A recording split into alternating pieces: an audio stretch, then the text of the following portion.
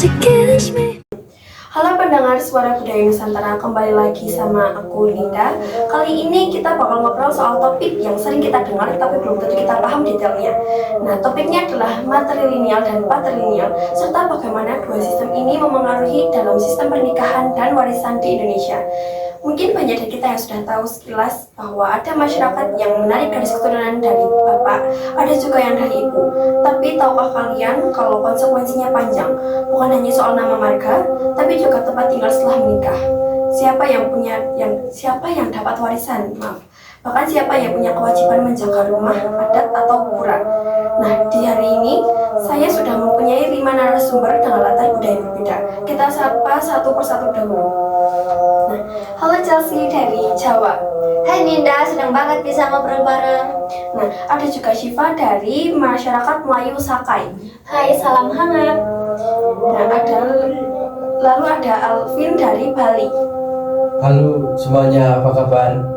Nah, kemudian ada Vino dari Nias. Salam budaya, senang banget bisa gabung di sini. Nah, lalu ada Himam dari Ambon. Halo, salam manis dari Ambon. Oke, lengkap sudah. Kita mulai dulu pertanyaan dasar ya. Banyak orang tahu istilah matrilineal dan patrilineal, tapi mungkin belum jelas bedanya. Mungkin Syifa bisa jelasin dulu karena masyarakat Sakai itu matrilineal. Betul, jadi gini, kalau matrilineal garis keturunan itu ditarik dari pihak ibu. Misalnya, kalau saya lahir, identitas keluarga saya ikut ibu, bukan ayah. Dalam masyarakat Sakai, perempuan memegang posisi sentral. Harta dan rumah biasanya diwariskan ke anak perempuan. Laki-laki memang punya peran penting, tapi sebagai pelindung dan penopang, bukan penerus garis keturunan. Menarik. Jadi beda jauh ya dengan patrilineal. Nah, kalau di Jawa gimana Chelsea? Kalau di Jawa itu jelas patrilineal.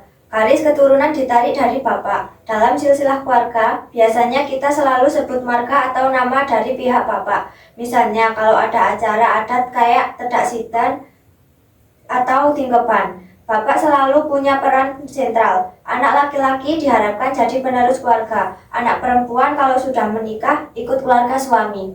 Kalau Bali gimana Alvin?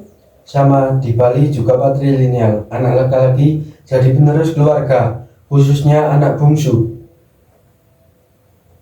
Dia punya kewajiban menjaga sangkah atau pura. Itu tempat suci untuk memuja leluhur. Jadi kalau tidak ada anak laki-laki, keluarga bisa kebingungan. Bahkan kadang harus mengangkat anak laki-laki untuk melanjutkan garis. Oke, kalau Vino, di Nias gimana? Di Nias juga begitu, patrilineal, garis keturunan lewat bapak dan anak laki-laki. Jadi pusat keluarga ada istilah untuk marga. Jadi kalau saya lahir, saya otomatis masuk ke fam bapak saya. Anak perempuan begitu menikah masuk ke fam suaminya. Jadi posisi anak laki-laki sangat penting untuk menjaga keberlanjutan garis keturunan. Kalau Ambon gimana? Nah, Ambon agak unik. Mayoritas memang patrilineal. Marga itu bapak, tapi kami juga menghormati garis ibu. Ada tradisi pelah gandong di mana dua negeri atau dua marga bisa terkait seperti saudara. Dalam konteks itu, pihak bapak maupun ibu dihargai, tapi secara hukum adat, anak-anaknya masuk ke marga bapaknya. Wah, jadi ada variasi ya.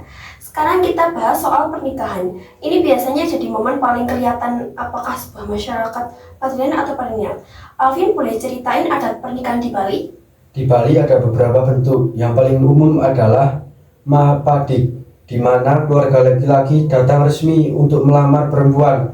Ada juga ngawin kabur atau mengangkat pasangan kabur dulu baru dibicarakan adatnya. Nah, setelah menikah, istri masuk ke keluarga suami. Dia pindah pura ikut beribadah di pura keluarga suami. Ini jelas menunjukkan patrilineal karena perempuan melebur ke dalam garis keluarga suami. Kalau Jawa gimana Chelsea? Di Jawa biasanya ada prosesi lamaran dulu, lalu pernikahan. Tahapnya panjang, ada siraman, midodareni, lalu panggih atau temu pengantin. Setelah menikah, perempuan ikut ke rumah suami. Kalau dulu biasanya perempuan jadi konco wingking alias pendamping dari belakang. Tapi sekarang banyak yang lebih setara. Meskipun begitu, sistem patrilineal tetap terlihat jelas. Oke, kalau Nias gimana Vino? Nah, di Nias pernikahan itu sangat kental dengan tradisi belis-belis ini mas kawin yang harus diberikan pihak laki-laki ke keluarga perempuan. Jumlahnya besar, bisa berupa emas, babi, bahkan uang. Prosesnya panjang, ada negosiasi antara dua keluarga.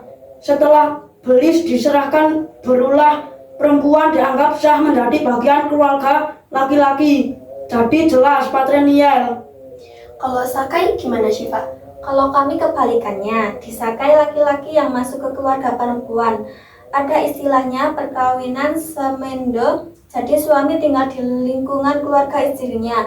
Anak-anak ikut garis keturunan ibu. Ini menunjukkan betapa kuatnya sistem matrilineal di Sakai. Kalau Ambon gimana Imam? Di Ambon, pernikahan adat itu penyautan dua keluarga besar. Bukan cuman pasangan, ada tradisi masuk-masuk atau lamaran. Lalu prosesi adat bila kalau keluarganya punya ikatan, setelah menikah biasanya perempuan ikut keluarga laki-laki karena marga ikut bapak. Tapi keluarga perempuan tetap dihormati dan sering masih terlibat dalam kehidupan sehari-hari pasangan. Wah gitu. Nah, sekarang soal warisan. Biasanya inilah yang sering menjadi topik hangat. Chelsea, kalau di Jawa gimana? Kalau di Jawa tradisional, warisan biasanya diutamakan ke anak laki-laki. Misalnya, tanah atau rumah jatuh ke anak laki-laki. Anak perempuan tetap dapat, tapi lebih sedikit. Sekarang sih sudah banyak keluarga yang membagi sama rata karena pengaruh hukum nasional. Tapi adat patrilineal tetap masih kuat. Kalau Bali? Di Bali, anak laki-laki mewarisi rumah pura keluarga. Terutama anak bungsu, anak perempuan biasanya tidak dapat tanah atau rumah karena dianggap ikut keluarga suami. Tapi kalau tidak ada anak laki-laki, bisa diangkat anak atau cucu laki-laki untuk meneruskan garis. Oke, kalau Nias gimana Vino? Di Nias, warisan juga untuk anak-anak laki-laki. Biasanya anak laki-laki tertua dapat bagian terbesar. Anak perempuan jarang dapat warisan harta karena setelah menikah dia sudah masuk keluarga suami, tapi hubungan dengan keluarga asal tetap dijaga. Kalau Melayu Sakai gimana Syifa? Kalau di Sakai jelas matrilineal. Warisan seperti tanah, rumah, atau pusaka turun ke anak perempuan. Anak laki-laki biasanya tidak mendapat warisan tanah, tapi tetap punya peran penting sebagai pelindung keluarga. Jadi posisi perempuan benar-benar sentral. Kalau Ambon gimana? Di Ambon, warisan bisa fleksibel. Umumnya anak laki-laki dapat bagian utama, apalagi yang meneruskan marga. Tapi anak perempuan juga bisa dapat, tergantung kesempatan keluarga. Jadi ada kompromi antara adat patrilineal dan pengaruh hukum modern. Menarik sekali ya. Kita bisa lihat kontras yang jelas antara matrilineal dan patrilineal. Syifa, gimana rasanya jadi bagian masyarakat yang justru perempuan punya peran utama? Menurut saya itu membanggakan karena perempuan dianggap penjaga garis keturunan.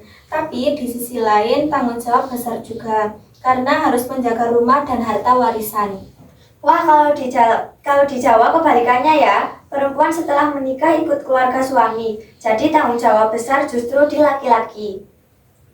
Ya, mirip juga dengan Nias. Tapi saya kagum dengan sistem Sakai karena memberi posisi kuat pada perempuan. Saya setuju, di Bali anak laki-laki punya tanggung jawab besar, tapi kadang itu jadi beban juga, misalnya harus tetap tinggal di dalam rumah keluarga, padahal mungkin ada yang ingin merantau. Itu menarik karena di Ambon juga sering muncul diskusi soal pembagian warisan. Adat bilang anak laki-laki, tapi hukum nasional bilang harus adil untuk semua anak. Nah, ini poin penting. Jadi sistem adat itu penting, tapi juga harus menyesuaikan dengan kondisi zaman modern. Sebelum kita tutup, saya mau minta refleksi singkat dari masing-masing. Patrilineal dari Jawa adalah cara menjaga garis keluarga, meski sekarang sudah banyak perubahan karena zaman. Matrilineal di Sakai menunjukkan perempuan punya peran sentral dalam menjaga keturunan dan warisan. Di Bali, sistem kekerabatan tidak bisa dipisahkan dari agama dan adat. Jadi, pernikahan dan warisan punya makna spiritual. Patrilineal di Nias mengajarkan tanggung jawab besar pada laki-laki untuk menjaga dan kehormatan keluarga. Di Ambon yang terpenting adalah menjaga persatuan keluarga. Sistem boleh beda, tapi keluarga harus tetap rukun. Luar biasa ya. Terima kasih untuk Chelsea, Syifa, Himam, Vino, dan Alvin. Semoga obrolan ini membuka mata kita bahwa Indonesia bukan hanya kaya bahasa dan budaya, tapi juga kaya sistem kekerabatan. Sampai jumpa di episode berikutnya. Salam budaya.